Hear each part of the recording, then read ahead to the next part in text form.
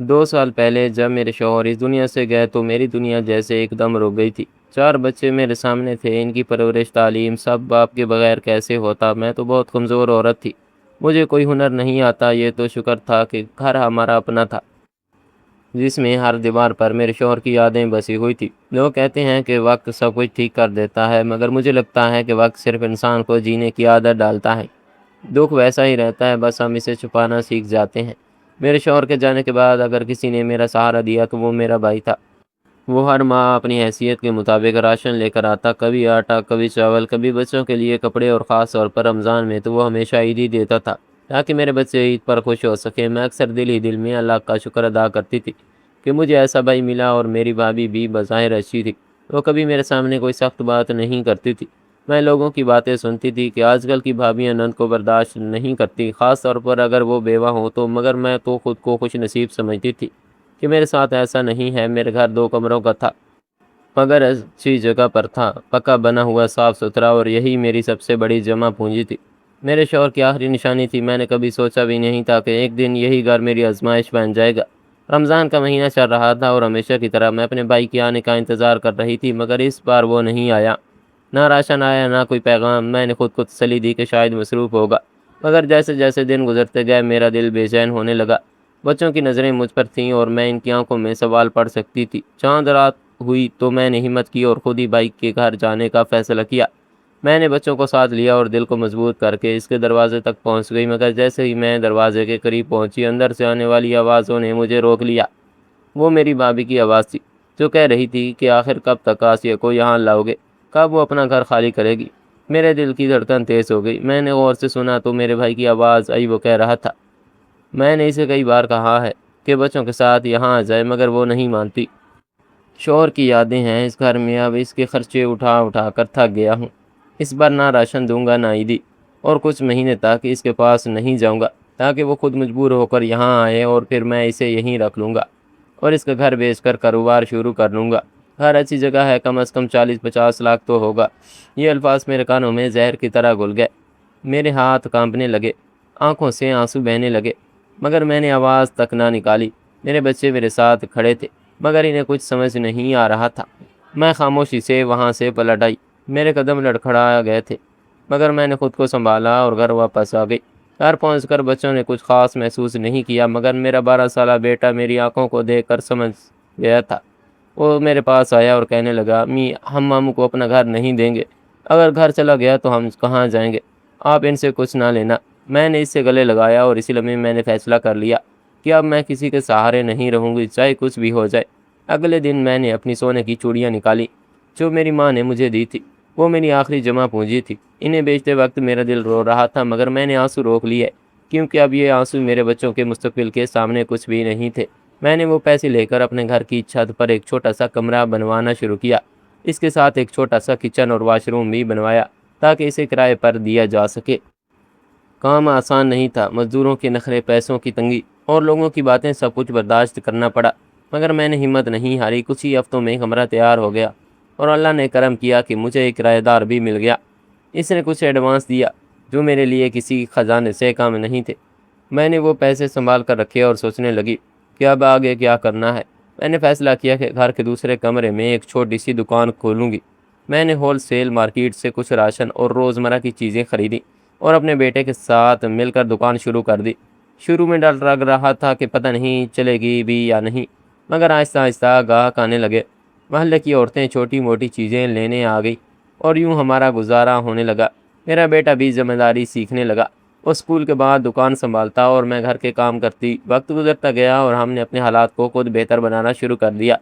اب میں کسی کی محتاج نہیں رہی تھی، نہ کسی کے آنے کا انتظار تھا، نہ کسی کے جانے کا دکھ۔ 6 ماہ گزر گئے اور اس دوران میرا بھائی ایک بار بھی نہیں آیا۔ شاید وہ یہی چاہتا تھا کہ میں مجبور ہو کر اس کے پاس جاؤں گی، مگر میں نہیں گئی۔ ایک دن اچانک دروازے پر دستک ہوئی۔ میں نے دروازہ کھولا تو سامنے میرا بھائی اور بھابھی کھڑے تھے۔ ان کے چہروں پر حیرت تھی۔ انہوں نے گھر کے اندر نظر دوڑائی۔ میرا کمرہ صاف ستھرا تھا، بچوں کے چہروں پر سکون تھا اور دکان کا سامان بھی نظر آ رہا تھا۔ میرا بھائی کچھ لمحے خاموش رہا، پھر اس نے دھیرے سے کہا، تم ٹھیک ہو؟ میں نے سکون سے جواب دیا، جی ہم بالکل ٹھیک ہیں۔ اس نے چاروں طرف دیکھا اور اس کی آنکھوں میں شرمندگی صاف نظر آ رہی تھی۔ اسے شاید اندازہ ہو گیا تھا کہ جس بہن کو وہ مجبور سمجھ رہا تھا وہ خود اپنے پاؤں پر کھڑی ہو چکی ہے۔ بھابھی کے چہرے پر ناگواری تھی، جیسے ان کا منصوبہ ناکام ہو گیا ہو۔ میرے بھائی نے کچھ کہنا چاہا مگر الفاظ اس کا ساتھ نہیں دے رہے تھے۔ میں نے بھی کوئی شکایت نہیں کی کیونکہ اب مجھے شکایت کی ضرورت نہیں تھی۔ میں سب کچھ سمجھ چکی تھی۔ اس دن مجھے یہ احساس ہوا کہ اس دنیا میں رشتے بھی اکثر ضرورت کے ساتھ بدل جاتے ہیں، اور جہاں لالچ آ جائے وہاں خون کے رشتے بھی کمزور پڑ جاتے ہیں، مگر اگر انسان خود مضبوط ہو جائے تو کوئی اسے گرا نہیں سکتا۔ اور اب میں وہی مضبوط آسیہ بن چکی تھی جسے کسی سہارے کی ضرورت نہیں رہی تھی۔ میرے بچے میری طاقت تھے، ان کے چہرے دیکھ کر مجھے ہمت آ جاتی تھی۔ میرے بھائی کچھ دیر تک خاموش کھڑے رہے، جیسے انہیں سمجھ نہیں آ رہا تھا کہ بات کہاں سے شروع کریں۔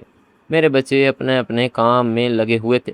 میرا بیٹا دکان پر بیٹھا گاہک کو چیزیں دے رہا تھا، اور میری بیٹی کچن میں میرے ساتھ چائے بنانے میں لگی۔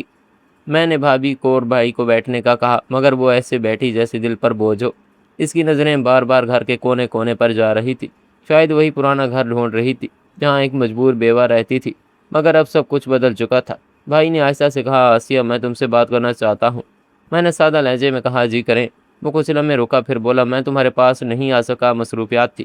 میں نے اس کی بات کاٹ دی اور کہا، مصروفیات اتنی بھی نہیں ہوتی کہ انسان اپنے رشتے بھول جائے۔ وہ خاموش ہو گیا، اس کے پاس کوئی جواب نہیں تھا۔ کمرے میں ایک عجیب سا سکوت چھا گیا۔ پھر اس نے ہمت کر کے کہا، تم نے یہ سب کیسے کیا؟ میں نے اس کی آنکھوں میں دیکھ کر کہا، جیسے ہر مجبور انسان کرتا ہے۔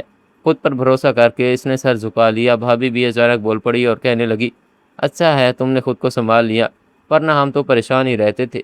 میں نے اس کی بات پر ہلکی سی مسکراہٹ دی مگر کچھ نہیں کہا، کیونکہ اب میں ان کی باتوں کی حقیقت سمجھ چکی تھی۔ بھائی نے پھر کہا، آسیہ اگر تم چاہو تو ابھی بھی ہمارے ساتھ چل سکتی ہو۔ میں نے فوراً کہا، نہیں، اب مجھے کہیں جانے کی ضرورت نہیں ہے۔ میرا گھر یہی ہے اور یہیں رہے گا۔ میں چاہتی ہوں محنت کر کے بچوں کو پالوں تاکہ انہیں محنت کی عادت پڑ جائے۔ آپ کا شکریہ، مگر آنچے اپنے گھر میں اعتماد رہ سکتے ہیں، وہ اعتماد انہیں آپ کے گھر میں نہیں ملے گا۔ اور میری بات سن کر چونک گئے، جیسے اسے یقین نہ آیا ہو کہ میں اتنے صاف لفظوں میں انکار کر دوں گی۔ اس نے کچھ کہنا چاہا مگر میں نے بات ختم کرتے ہوئے، آپ لوگ چائے پئیں اور پھر آرام سے جائیں۔ میرے لہجے میں نرمی تھی مگر ایک حد بھی تھی جو اب میں نے خود کے لیے مقرر کر لی تھی۔ چائے کے بعد وہ دونوں اٹھ گئے۔ جاتے جاتے بھائی نے میرے سر پر ہاتھ رکھا، مگر اس لمس میں پہلے جیسی اپنائیت نہیں تھی بلکہ ایک شرمندگی تھی۔ وہ چلا گیا اور میں نے دروازہ بند کر کے کچھ دیر وہیں کھڑی رہی۔ میرے دل میں عجیب سا سکون تھا، جیسے میں نے ایک لمبا سفر طے کر لیا ہو۔ اس دن کے بعد میں نے اپنی زندگی کو مزید بہتر بنانے کا سوچا۔ دکان اب اچھی چلنے لگی تھی۔ میں نے تھوڑا سا پیسہ جمع کیا اور دکان کا سامان بڑھا دیا۔ اب لوگ دور سے بھی چیزیں لینے آنے لگے۔ میرا بیٹا بھی سمجھدار ہو گیا تھا، وہ حساب کتاب خود کرنے لگا تھا اور مجھے اکثر کہتا کہ امی ہم ایک دن بڑی دکان کھولیں گے۔ میں اس کی بات سن کر مسکرا دیتی مگر دل ہی دل میں دعا کرتی تھی، اس کا خواب ضرور پورا ہوگا۔ وقت گزرتا گیا اور ہماری زندگی میں استحکام آتا گیا۔ ایک دن محلے کی ایک عورت میرے پاس آئی اور کہنے لگی کہ اس کا شوہر بیمار ہے اور گھر کا خرچ چلانا مشکل ہو گیا ہے۔ میں نے اسے غور سے دیکھا تو مجھے اپنا پرانا وقت یاد آ گیا۔ میں نے بغیر کچھ سوچے سمجھے اس دکان پر کام دے دیا۔ وہ میری مدد کرنے لگی اور بدلے میں اسے کچھ پیسے دینے لگی۔ اس دن مجھے پہلی بار لگا کہ اب میں صرف اپنے لیے نہیں بلکہ دوسروں کے لیے بھی کچھ کر سکتی ہوں۔ کچھ مہینے بعد میرا بھائی پھر آیا۔ اس بار وہ اکیلا تھا۔ اس کے چہرے پر تھکن اور آنکھوں میں نرمی تھی۔ وہ خاموشی سے بیٹھ گیا۔ میں نے پوچھا، خیریت ہے؟ وہ کچھ دیر خاموش رہا اور پھر بولا، آسیہ میں نے غلطی کی تھی، میں نے تمہیں سمجھنے میں دیر کر دی۔ اس نے کہا، میں تم سے معافی مانگنے آیا ہوں۔ میں نے ایسے سے کہا، معافی مانگنے کی ضرورت نہیں ہے، جو ہونا تھا ہو گیا۔ اب بس ایک بات یاد رکھے، رشتہ تبھی رہتا ہے جب اس میں لالچ نہ ہو۔ وہ میری بات سن کر خاموش ہو گیا۔ اس دن میں نے آپ کی ساری باتیں سن لی تھی اور دروازے سے پلٹ گئی تھی۔